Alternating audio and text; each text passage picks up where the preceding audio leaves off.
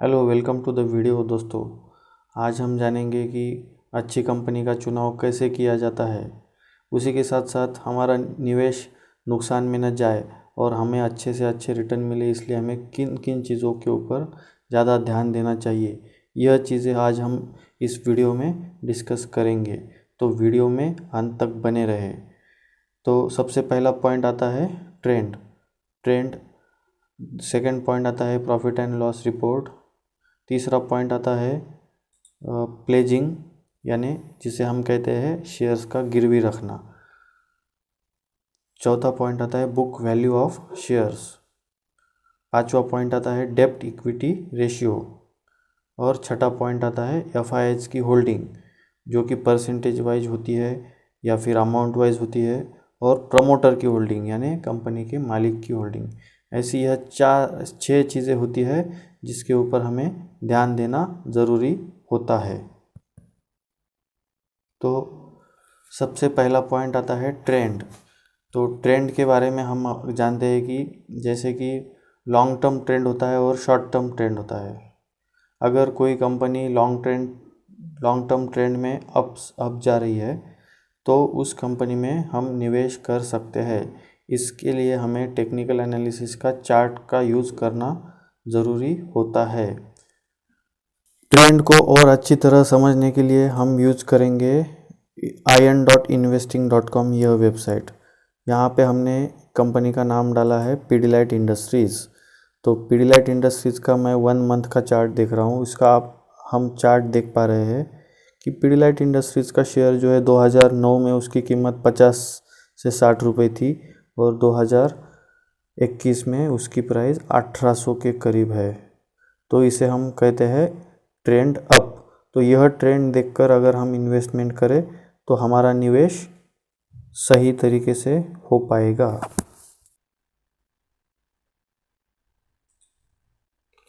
अगला और important point होता है कंपनी का चुनाव करते वक्त, जिसे हम कहते हैं प्रॉफिट एंड लॉस रिपोर्ट और बैलेंस शीट रिपोर्ट, जिसे हम ईयर ऑन ईयर बेसिस पे भी देख सकते हैं। इसके देखने के लिए कुछ सोर्सेज भी हम देख सकते हैं, जैसे कि screener.in और marketmojo.com। तो चलिए कुछ एग्जांपल हम देखते हैं। तो चलिए हम देखते हैं, एक वेबसाइट है screener.in, www.screener.in। आप देख पा रहे हैं screener.in, यह वेबसाइट हम यूज़ करेंगे। यहाँ पे मैंने कंपनी का नाम डाल रहा हूँ मैं पीडीलाइट इंडस्ट्रीज़, जो कि एक अच्छे फंडामेंटल रखने वाली कंपनी है। एग्जांपल के लिए एक बहुत बेहतरीन स्टॉक है। यहाँ पे हमने पीडीलाइट इंडस्ट्रीज़ डाला है। हम यहाँ देख पा रहे हैं profit and loss report and balance sheet report. तो जब कभी भी हमें प्रॉफिट एंड लॉस रिपोर्ट देखना है और बैलेंस शीट देखना है तो बहुत सारी चीज़ें हम उसमें देख सकते हैं। ज़्यादातर लोग ये चीज़ें देखते नहीं है, क्योंकि यह देखना और समझना बड़ा कठिन समझा जाता है। लेकिन हम एक कुछ इम्पोर्टेंट पॉइंट्स में से देखकर कम से कम समय में कंपनी अच्छी है या नहीं है यह डिसाइड कर सकते हैं। तो सबसे पहले हम प्रॉफिट एंड लॉस रिपोर्ट में आते हैं। कोई भी कंपनी का प्रॉफिट एंड लॉस रिपोर्ट जो होता है वो दो तरीके से हमें देखने को मिलता है। एक होता है कंसोलिडेटेड रिपोर्ट और एक होता है स्टैंड अलोन रिपोर्ट। तो कंसोलिडेटेड रिपोर्ट जो होता है वह including all subsidiaries and all companies, उसे हम कंसोलिडेटेड रिपोर्ट कहते हैं। तो कंसोलिडेटेड रिपोर्ट देखना हमेशा अच्छा समझा जाता है।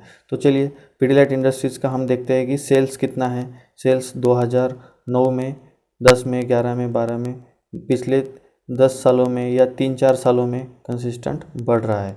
जैसे कि 2017 में कंपनी का सेल्स 5,600 करोड़ था और 2020 में 7,200 करोड़ है।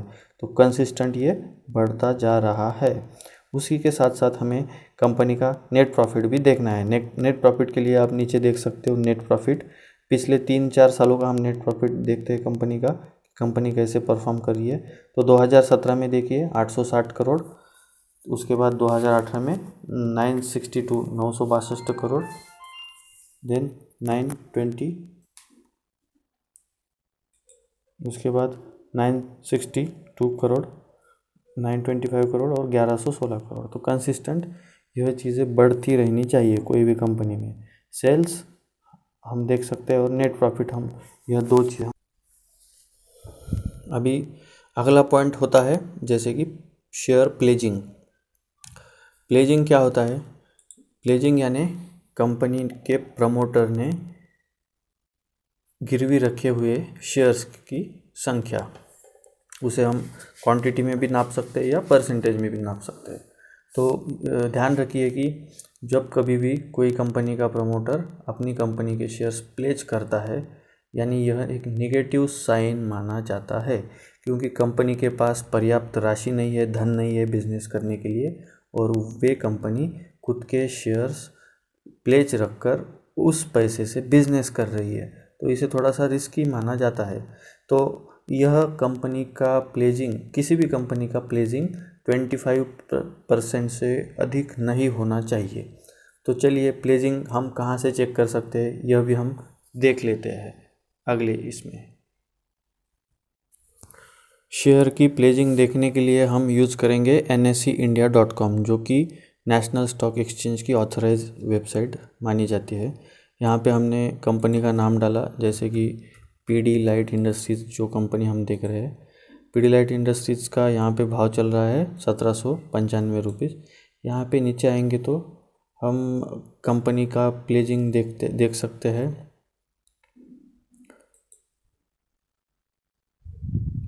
कंपनी इन्फॉर्मेशन में आने के बाद मार्केट ट्रैकर में, जैसे कि मार्केट ट्रैकर में मैं गया, मार्केट ट्रैकर में जाने के बाद हम वहाँ पे एक नया विंडो देख पा रहे हैं। यहाँ पे शेयर होल्डिंग पैटर्न यह ऑप्शन आएगा। शेयर होल्डिंग पैटर्न के ऊपर हमने क्लिक किया, वहाँ पे 13 नंबर का कॉलम हमें देखना है, X111, यानी ये रोमन में लिखा हुआ है। यहाँ पे प्रमोटर और प्रमोटर ग्रुप ने 0% शेयर्स प्लेज रखे हैं, यानी यह कंपनी एक अच्छा निवेश हो सकती है, क्योंकि यह 25% से कम है। अगर 0 है तो यह और भी बेहतरीन चीज़ है ना। तो ऐसे हम आने वाले बहुत सारे स्टॉक में देख सकते हैं और हमारा निवेश कर सकते हैं।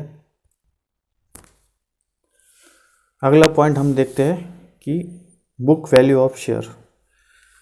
शेयर का चुनाव करते वक्त बुक वैल्यू एक इम्पॉर्टेंट फैक्टर माना जाता है।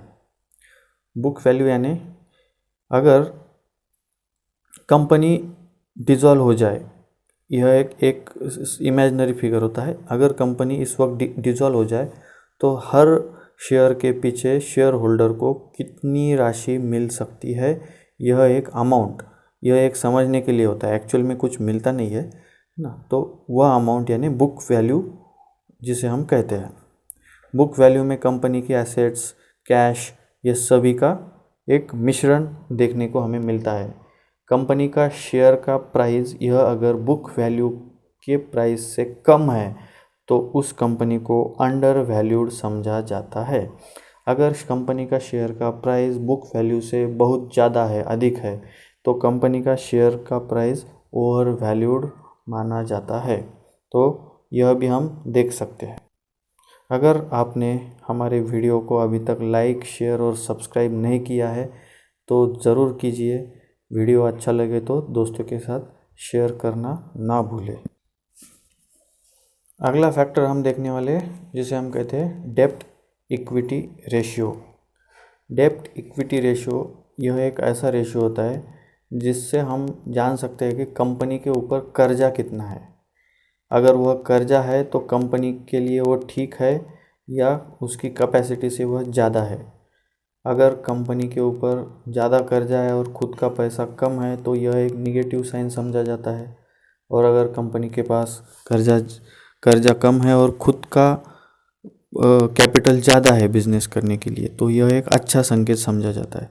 अगर कर्जा ज़्यादा है तो ये निगेटिव समझने का ये सबसे बड़ा रीज़न यह होता है कि कंपनी का जो नेट प्रॉफिट आएगा उसमें से ज़्यादा राशि कंपनी की बैंक का इंटरेस्ट रेट देने में जा सकती है। तो इससे हमारा इन्वेस्टमेंट अच्छा रिटर्न नहीं दे सकता हमें, ठीक है। तो डेब्ट इक्विटी रेशियो जो होता है वो 1 के नीचे होना चाहिए। इट शुड बी बिलो 1 और इट शुड बी 0। अगर यह 0 होता है तो कंपनी डेप्ट फ्री मानी जाती है, यानी कंपनी के ऊपर 0 रुपीज़ कर्जा, यानी यह सबसे अच्छा फंडामेंटल साइन समझा जाता है। तो किसी भी कंपनी का डेप्ट इक्विटी रेशो हम कहाँ से देख सकते हैं? तो चलिए हम जाते हैं वेबसाइट पे। कंपनी का डेप्ट इक्विटी रेशो देखने के लिए हम यूज़ करेंगे Finology.in, यह वेबसाइट। यहाँ पे मैं आया, यहाँ पे हमने कंपनी का नाम डाला है पीडीलाइट इंडस्ट्रीज़। वहाँ पे आने के बाद हम यहाँ पे देख पा रहे हैं कि डेप्ट 0 करोड़ है ना, कंपनी के ऊपर डेप्ट 0 करोड़ है। उसी के साथ अगर कोई निगेटिव कंपनी देखनी है तो निगेटिव डेप्ट इक्विटी रेशो रहने वाली कंपनी हम एक देखते हैं जिसका नाम है वीडियोकॉन इंडस्ट्रीज़, जो देखकर आप अच्छी तरह से नाप सकते हो कि कंपनी किस तरह से निगेटिव जा रही है। यहाँ पे देखिए, आप देख पा रहे हो कंपनी के ऊपर कर्जा है इतना।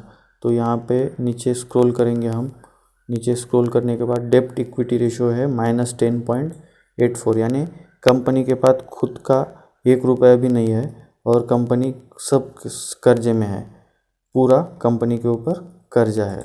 इसी के साथ पीडीलाइट का अगर हम डेप्ट इक्विटी रेशो देखेंगे तो वह हमें क्या देखने को मिलता है?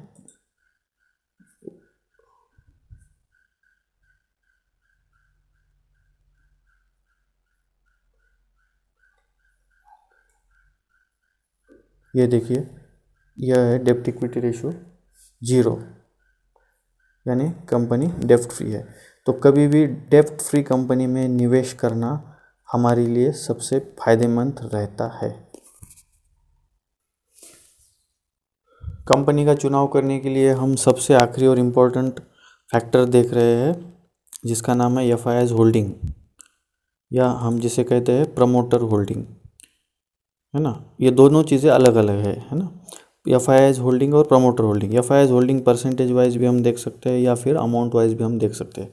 एफआईआईज़ यह वह लोग होते हैं जो बाहरी देश से हमारे इंडिया में निवेश करते हैं, जिनका इन्वेस्टमेंट बड़ा ज़्यादा होता है, उनका अमाउंट ज़्यादा होता है। तो यह इन्वेस्टमेंट जो करते हैं तो वो सबसे कम बार गलत होते हैं, क्योंकि उनको मार्केट की समझ बहुत अच्छे तरीके से आती है। तो याद रखिए कि जब कभी भी कंपनी में एफआईआईज़ का होल्डिंग ज़्यादा हो, है ना, परसेंटेज में, तो वह कंपनी भविष्य में ज़रूर अच्छा परफॉर्म कर सकती है। तो यह एक फैक्टर है। उसी के साथ हम देख सकते हैं कि प्रमोटर होल्डिंग यानी कंपनी का जो फाउंडर है, जो कंपनी का ओनर है, उसके पास कंपनी के शेयर की होल्डिंग अगर ज़्यादा है या फिर वह खुद की होल्डिंग कंपनी में बढ़ा रहा है, खुद के शेयर्स रीपरचेस करके, तो वह एक अच्छा साइन माना जाता है। क्योंकि कंपनी का प्रमोटर अगर खुद के शेयर्स परचेस करे तो उसको उसके बिज़नेस के बारे में बहुत ही ज़्यादा अपेक्षाएं है कि हमारा बिज़नेस बहुत ही अच्छा परफॉर्म करने वाला है अगले आने वाले समय में। तो हम ऐसे भी देख सकते हैं कि कोई प्रमोटर अगर उसके खुद के शेयर्स रीपरचेस कर रहा है या फिर खुद की होल्डिंग बढ़ा रहा है तो हम उस कंपनी में भी निवेश करने का सोच सकते हैं। अगर हमें प्रमोटर होल्डिंग और एफआईआईज़ का होल्डिंग देखने के लिए एक वेबसाइट है, हम उस वेबसाइट पे अभी मिलते हैं। हम इसके लिए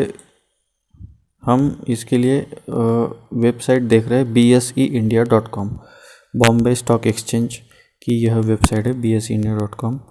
यहाँ पे हमने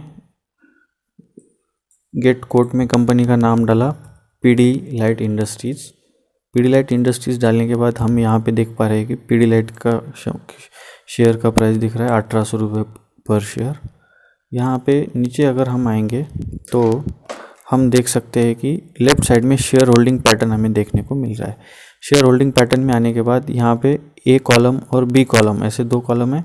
ए कॉलम में प्रमोटर एंड प्रमोटर ग्रुप में 41 लोग है ना, 41, उनके पास 70.19% का हिस्सेदारी है और पब्लिक के पास यह 29.8 8:1 का हिस्सा है। तो हम इससे देख सकते हैं कि प्रमोटर की होल्डिंग ज़्यादा है और पब्लिक की होल्डिंग कम है। तो यह एक फंडामेंटली अच्छा संकेत माना जा सकता है।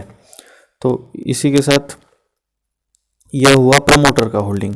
अगर हमें कंपनी में एफआईआईज का होल्डिंग देखना है, फॉरेन इंस्टीट्यूशंस का, तो हमने जैसे कि देखा कि जिस कंपनी में भी फॉरेन इंस्टीट्यूशंस बाइंग करते हैं या होल्डिंग उनका ज़्यादा होता है तो वह कंपनी भविष्य में अच्छा परफॉर्म कर सकती है।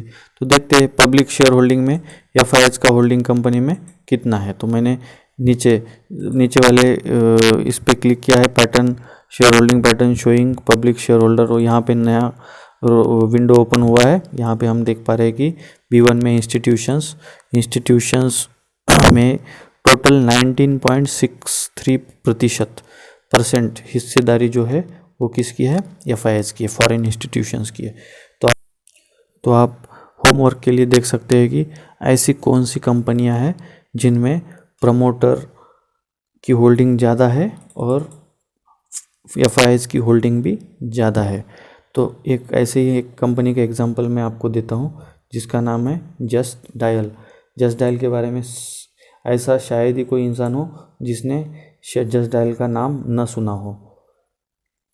बेहतरीन कंपनी है। इसमें हम अगर देखेंगे शेयर होल्डिंग पैटर्न में और पब्लिक शेयर होल्डर्स कैटेगरी में हम आएंगे तो यहाँ पे हम देख सकते हैं कि इनके पास फॉरेन इंस्टीट्यूशंस के पास कंपनी की शेयर की होल्डिंग कितनी है। तो आप देख पा रहे हैं कि 32.55% है ना, यह हिस्सेदारी है म्यूचुअल फंड्स की। उसके बाद फॉरेन पोर्टफोलियो इन्वेस्टर्स की 32.55% है, फॉरेन पोर्टफोलियो इन्वेस्टर्स की, म्यूचुअल फंड्स की 19.70%, और उसी के साथ कुल मिला के फॉरेन इंस्टीट्यूशनल इन्वेस्टर्स के पास अगर हम ये सभी का टोटल करेंगे तो यहाँ पे हमें 52.41% यानी लगभग 50% से ज़्यादा हिस्सेदारी जस्ट डायल की फॉरेन इंस्टीट्यूशंस के हाथों में है। तो आप इस कंपनी को भी ट्रैक कर सकते हैं। तो इसी के साथ वीडियो में अंत तक बने रहने के लिए आपका धन्यवाद। हमारा वीडियो लाइक करें, शेयर करें, सब्सक्राइब करें और दोस्तों के साथ इसे शेयर करना ना भूलें। Thank you.